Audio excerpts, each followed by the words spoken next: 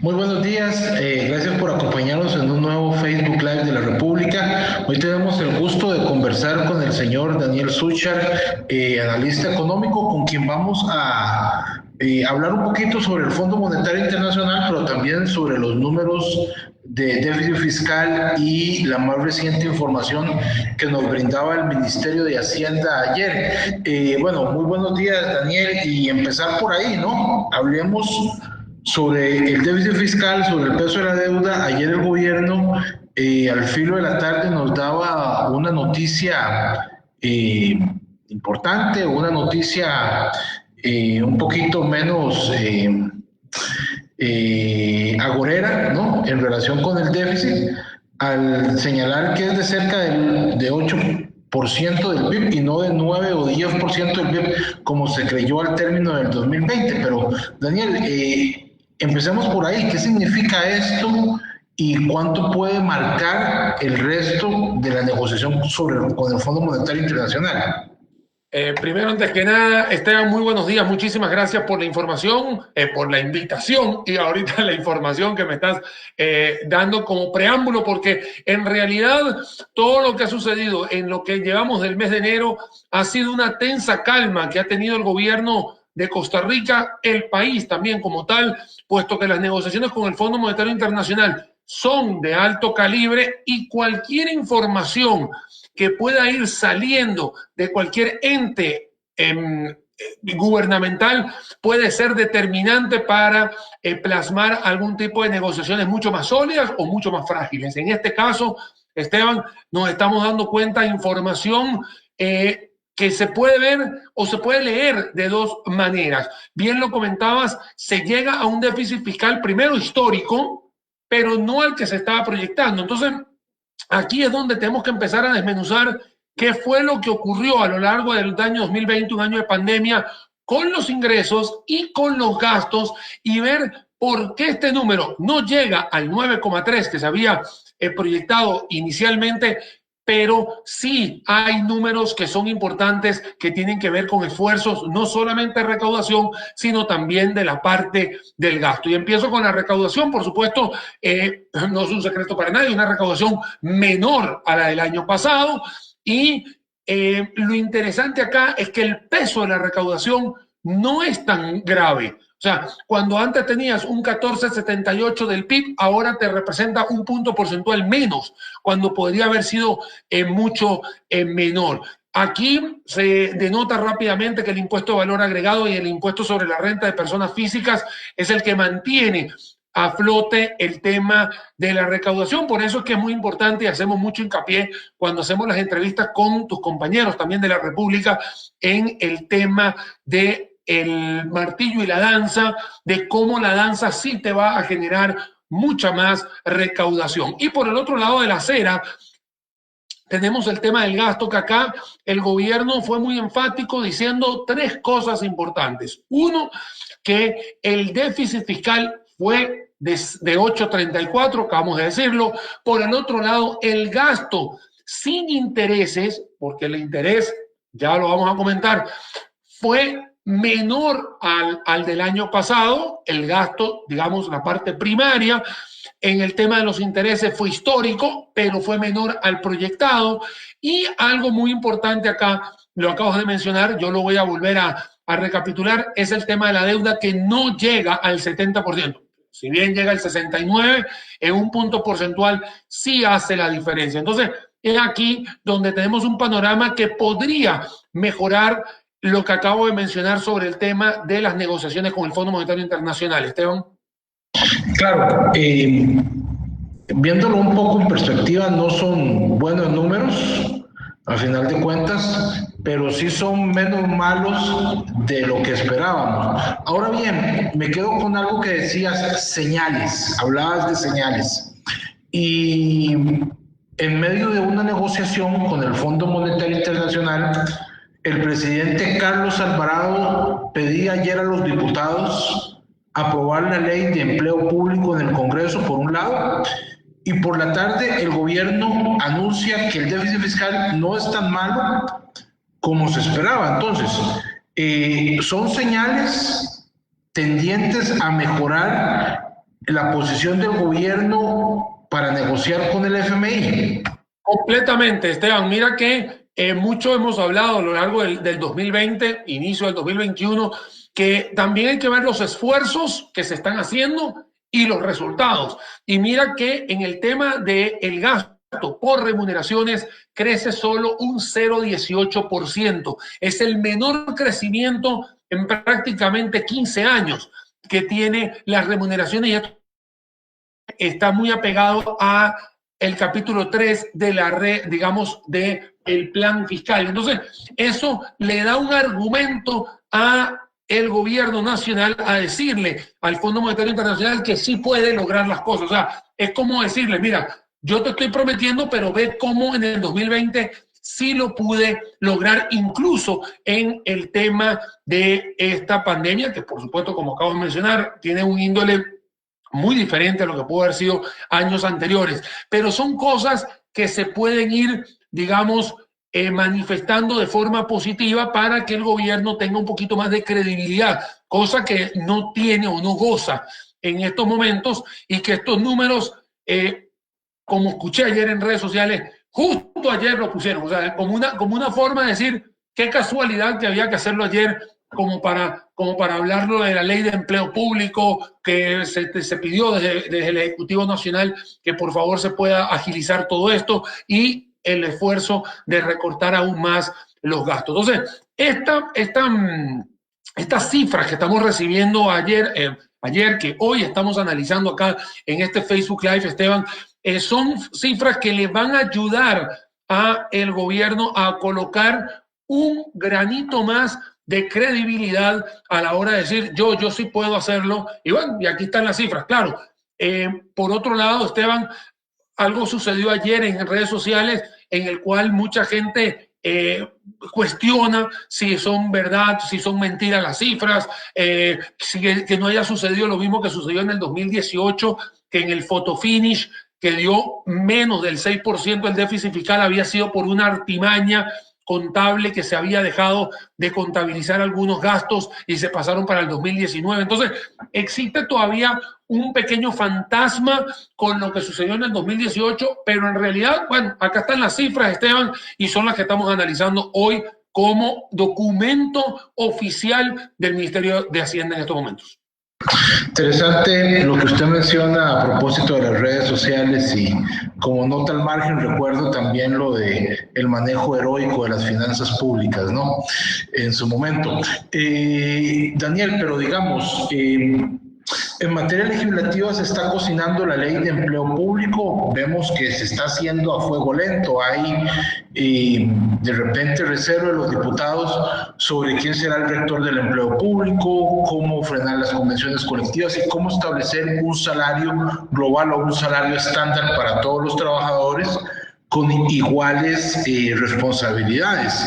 Un poco la propuesta que el gobierno ha hecho al Fondo Monetario Internacional incluye la revisión de exoneraciones y la reforma al empleo público, además de algunos impuestos como renta global, como meterle impuestos a la lotería, entre otras cosas, pero podríamos considerar la reforma al empleo público, la que ayer pedía Carlos Alvarado a los diputados, como el ajuste estructural más importante que está proponiendo el gobierno al FMI, y por qué es así.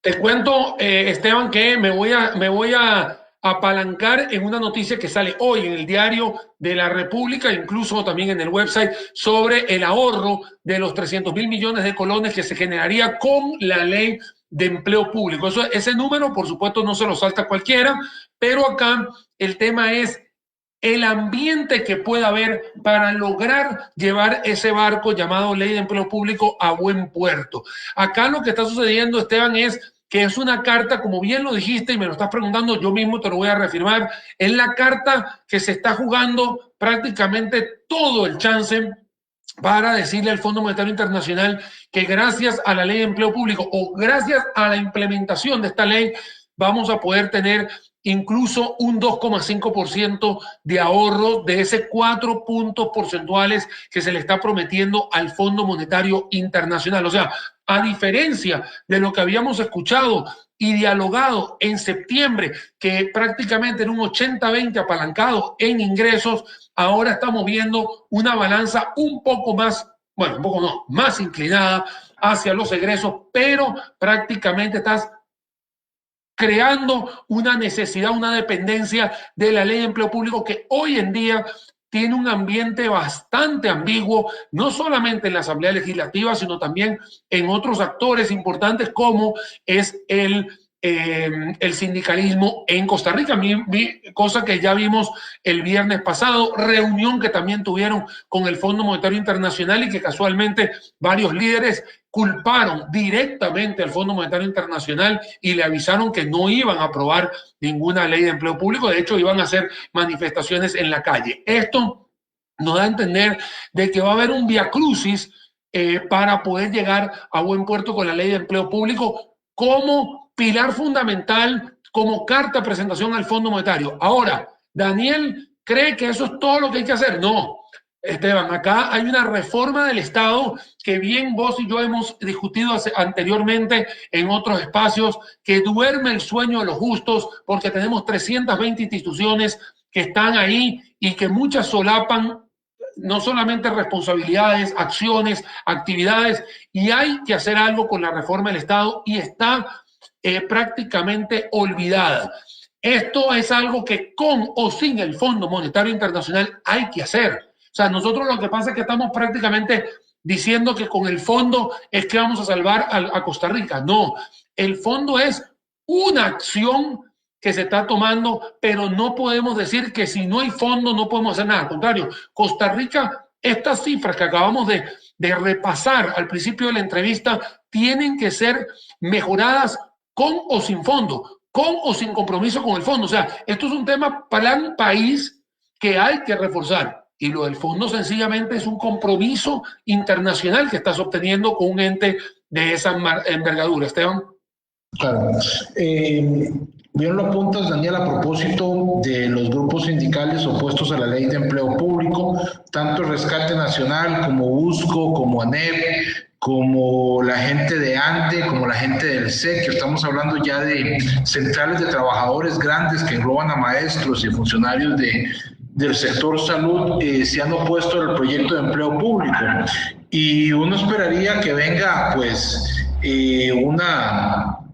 una respuesta grande de esta gente en las próximas semanas a propósito de este tema, pero preguntarle qué pasaría si la ley de empleo público no se logra concretar, es la única opción que existe, qué otras cosas se pueden hacer para lograr un ajuste de reforma estructural. Por lo menos el sector sindical dice que no es necesario tener un acuerdo de ajuste estructural con el FMI, otros actores nos dicen que es ineludible hacerlo. ¿Qué piensa Daniel Súchar al respecto? Lo que pasa, Esteban, es que acá hay un miedo a salirse de la zona de confort de mucha gente que está en el sector público y que por supuesto ve como un atentado de lo que pueda suceder con algunos cambios de condiciones. Y en realidad la ley de empleo público lo que viene es a normalizar, viene a establecer un emparejamiento de todo y ve que ya hay un cálculo que solamente 27,000 personas de las 315,000 que hay estarían por debajo del umbral de ese salario global y que incluso ya hay una parte de la corriente legislativa que está diciéndole hay que ver de qué forma podemos nivelar a esos 27,000 empleados que quedarían por debajo del umbral. O sea, estamos hablando del menos del 10% de el empleado público, digamos, de la nómina pública, que quedaría por debajo del umbral de salario global y que ya se le está buscando una alternativa. De resto, lo que estaría es normalizando un salario competitivo y que no hayan esos ajustes de pluses salariales que bien hemos sabido de que acá son los que inflan no solamente la remuneración en corto plazo, sino que se va creando una bola de nieve. Todo esto también se atañe a que esa zona de confort es la que muchísima gente ha callado por muchos años, por eso se le dice que hay personajes que lo único que hacen es de estar defendiendo privilegios de forma personal y no de forma grupal o pensar en colectivo. Eso es, digamos, lo que estamos viendo de la acera de al frente cuando estás viendo gente que no quiere que la ley de empleo público pasa. Y por supuesto, ese acto seguido tienes, Esteban, lo que se llama la no necesidad de ir al fondo, porque te dicen, bueno, hay una gran cantidad de cosas que se pueden hacer, temas de hacienda digital, temas de evasión, elusión, etcétera, etcétera, pero en realidad es porque le tienen miedo al compromiso que se pueda dar. Nosotros como analistas, como costarricenses, que tenemos que agarrar y decir, bueno, señores, nosotros tenemos que llevar este país a unas finanzas con un déficit fiscal global de 3%. ¿Por qué 3%? Porque es el promedio prácticamente de Latinoamérica. Bajarlo de ese 8,34 que acabamos de tener ayer, tener que bajarlo todo eso, pero la única forma de hacerlo es con una acción grupal, donde todo el mundo quiera aportar como si tuviésemos la camiseta de la Cele puesta y no la camiseta de un equipo en particular. Lo que me preocupa acá, Esteban, es que la ley de empleo público sigue siendo prácticamente el pilar fundamental para poder ir a negociar con el Fondo Monetario Internacional. Te acabo de mencionar la reforma del Estado. Existen otras alternativas importantes como puede ser la migración de la parte de los alquileres. También está el recorte de esa grasa que puede darse en algunos sectores como en la parte diplomática, que tenemos una gran cantidad de embajadas, consulados, donde prácticamente se separan a 1 hora en avión. Puedes optimizar todo eso.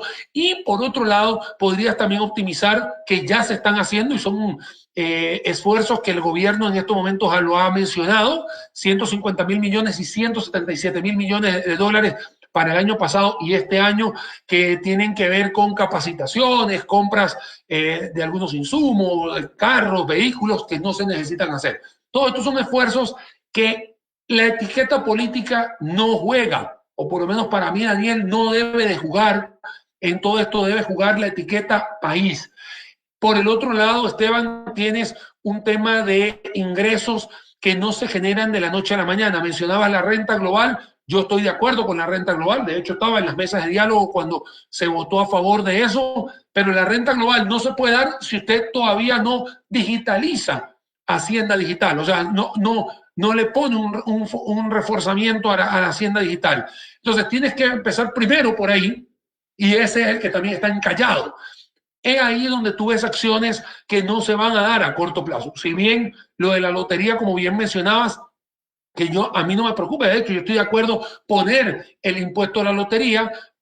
Por el otro lado, dices, vamos a penalizar a los ilegales, pero tampoco puedes mantener un monopolio de la Junta de Protección Social. Entonces, dile a todo el país que la gente que va a estar negociando el tema de la parte de juegos de azar, que se legalicen, que sean inscritos normalmente y que paguen sus impuestos, y a partir de ahí sí puedes penalizar el que se queda fuera de la ecuación. Entonces, es ahí las reformas estructurales, que no solamente es empleo público, son muchísimas cosas.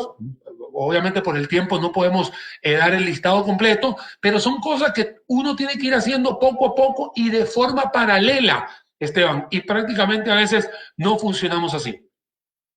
Uno de los reclamos de los sectores políticos en la Asamblea Legislativa tiene que ver con el recorte del gasto.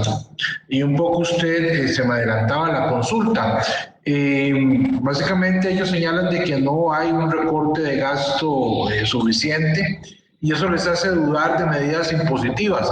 La pregunta es, ¿tiene de dónde recortar el gobierno al considerar que muchos de los gastos que se presupuestan en el gobierno central son gastos fijos? Ahí es donde tenemos que darle una prioridad importante al Ministerio de Planificación y ver que le he hecho la responsabilidad a ese ministerio, que es al final el que termina diciendo para dónde tiene que ir un país, que es el que planifica a corto, mediano y largo plazo, y empezar a decir, estos gastos fijos ya no son necesarios. Hay algo, Esteban, que, digamos, este Facebook Live es un ejemplo. Cada uno está en un lugar diferente y no estamos en la República. ¿Por qué? Porque tenemos la facilidad de la conexión, hoy hay teletrabajo, hoy existen herramientas digitales que nos permiten hacer este tipo de transmisiones o de trabajos colectivos y no estamos invirtiendo en el gasto fijo de alquileres, por ejemplo. Entonces, también los alquileres acarrean agua, luz, electricidad, temas de aire acondicionado, gasto de mantenimiento, papelería. O sea, ve las ramificaciones que tienes cuando tomas decisiones tan sencillas como nos vamos a un edificio propio y no seguimos alquilando. Entonces, es un ejemplo que te doy, Esteban, de muchos de los gastos fijos que se pueden ir optimizando poco a poco. Si bien es cierto, hay contratos de por medio, hay que ir a analizarlos, hay que ir a discutirlos. Son cosas que tienen que haber una voluntad política de parte y parte para ir resolviendo esos gastos fijos que bien estás diciendo. Pero me quiero detener con el tema de las remuneraciones, que son el 50% del gasto corriente. Este número no me lo invento yo, lo dice la OCDE, cuando todos los países de la OCDE en promedio gastan el 22% de su gasto corriente. O sea, nosotros estamos 28 puntos porcentuales por encima del promedio de las grandes ligas, que hoy en día ya pertenecemos, prácticamente ya vamos a cumplir 10 meses de estar dentro de este grupo. Entonces, es ahí donde volvemos a mencionar el tema de la ley de empleo público y la necesidad de la misma. ¿Vamos con otro tipo de gastos? Sí, hay gastos que ya hoy no se tienen que dar, como el gasto de viáticos, muchos pasajes no se están yendo, el tema de esas delegaciones que iban a recibir una gran cantidad de capacitaciones a nivel internacional, ya las tienes ya más confinadas, o la participación se hace de forma remota. Todo eso va sumando. Otra cosa que me quería comentar, Esteban, si me permites, es los temas de los superávits. Por ahí hay un proyecto que se llama el proyecto Pagar, ¿no? O la ley Pagar, que es simplemente recolectar el tema de los superávits que no se están ejecutando, pero hay que tener cuidado también de cómo esos superávits se están contabilizando, porque hay unos que se dan simplemente porque son parte de provisiones de algunos proyectos que necesitas algunas aprobaciones y que por la lentitud o por el viacrucis que a veces se da para aprobar algo, sencillamente se queda un superávit de un año, pero se ejecuta el año siguiente. Entonces, es ahí también que tienes que ir escogiendo cuáles son los que son superávits libres y traértelos a las finanzas públicas que hoy te pueden ayudar a subsanar parte de la deuda, pero eso no son acciones que son perennes en el tiempo. Perennes en el tiempo son cuando recortas plazas, cuando recortas instituciones que se están solapando, y ahí es donde tú dices que para adelante ya no vas a tener que calcular todo esto. Acá, Esteban, te estoy haciendo un balance prácticamente de ingresos y de gastos en el cual podrías hacerlo, pero vuelvo a repetir, no es con el fondo, es plan país. 28 puntos porcentuales por encima del promedio de la OCDE en el gasto en remuneraciones. Parece una locura, pero es así, ¿verdad? Es un número, Esteban, que está totalmente libre. Usted puede meterse en la revisión anual de la OCDE. Usted se baja un documento que se llama Outlook Review 2020 y ahí lo va a ver tranquilamente, y puede ver también el artículo que hicieron de Costa Rica en abril, mayo del año pasado. Ahí está totalmente público, o sea, nadie se lo está inventando. Pareciera no ser, digamos, sé que la información está ahí, la habíamos visto en otro momento, pero pareciera no, no ser real, ¿no? Al compararnos con países ricos. Tenemos, mañana ya cumplimos una semana y media de negociaciones con el Fondo Monetario Internacional, y en buena teoría las negociaciones terminan al plazo de 2 semanas, es decir, este viernes, sábado, domingo, no sé, debería estarse terminando de negociar y debería quedar listo el paquete de ajuste estructural. Y yo un poco para ir terminando, usted me señalaba que se puede vivir con un déficit fiscal cercano al 3% del PIB, ¿no? Ese es el promedio latinoamericano. Pero todo esto, todo lo que se negocie con el Fondo Monetario Internacional, no necesariamente termina ahí, eso termina en la Asamblea Legislativa en algunos casos.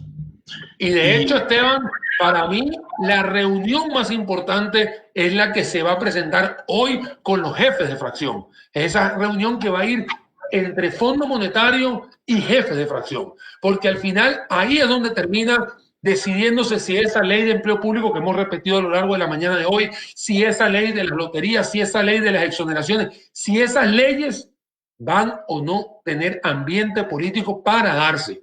Porque vuelvo a decir, usted le puede prometer cualquier cosa al fondo, pero el fondo va a decir, ¿quién aprueba todo esto? O sea, ¿qué viabilidad política tengo a corto plazo de que esto se vaya a dar? Por eso creo muy importante que este martes, bueno, hoy, pero solo que estamos hoy en la mañana, esta reunión de martes en la tarde, es una reunión fundamental porque ahí yo creo que va a estar la piedra angular, el punto de inflexión de saber si el fondo va a estar dispuesto a aceptar o no todo lo que se le está planteando en esta segunda versión, digámoslo así, de saneamiento de finanzas públicas.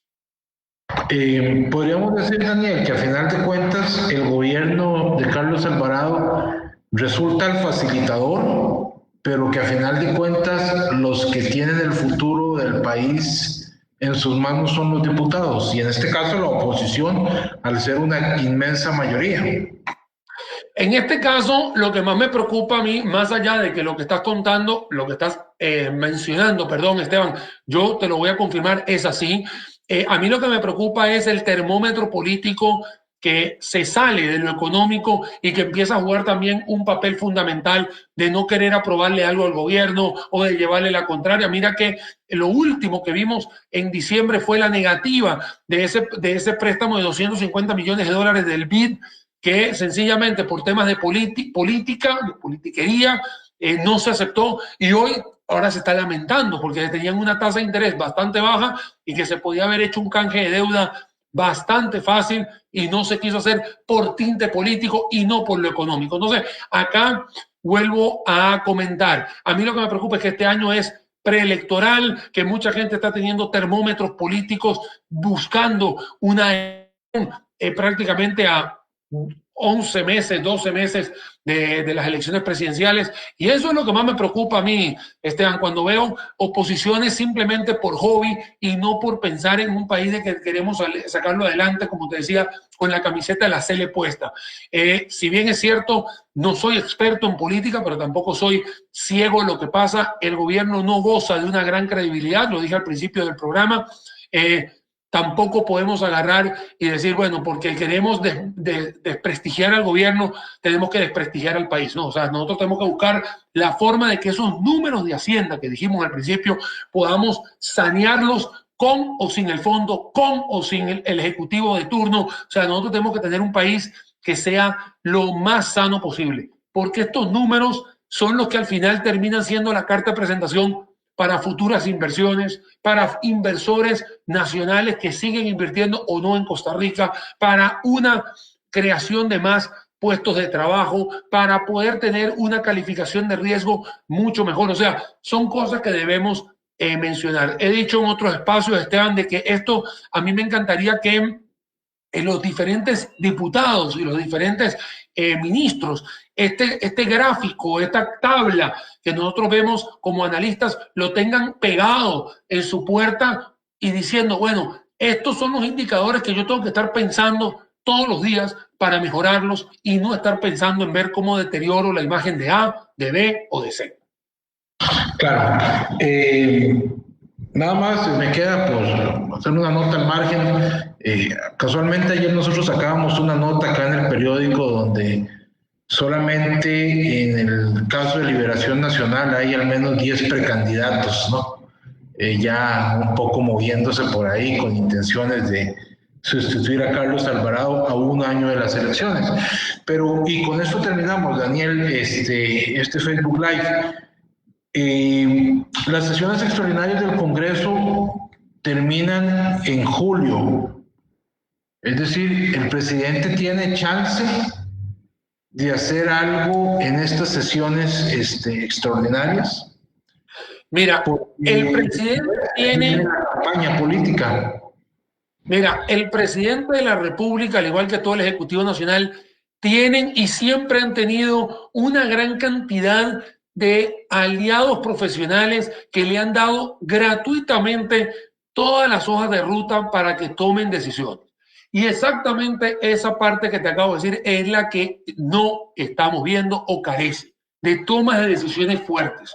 Si usted toma decisiones, empieza a crear credibilidad. Acá, a lo largo del año 2020, muchos de nosotros, los analistas, le dimos gratuitamente muchas opciones para bajar el gasto, incrementar el ingreso, y bueno, ahí vamos debatiendo muchas cosas. Ahora tiene 6 meses que tiene una especie de superpoder para poder agilizar todo esto, tiene un chance espectacular para poder direccionar este barco a buen puerto.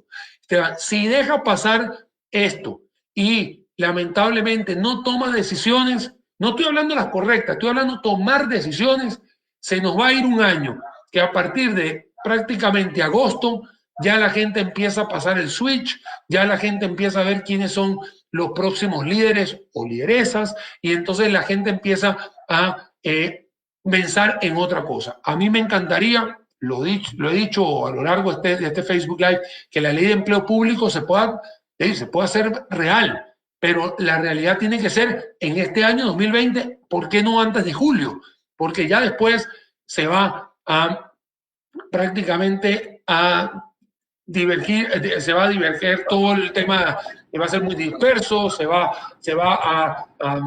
a dispersar la información y lamentablemente la gente no se enfoca. Vuelvo a repetir, Esteban, él tiene toda la oportunidad de oro de poder tomar decisiones e ir buscando cómo mejorar aún más estos números que recibimos ayer en la noche.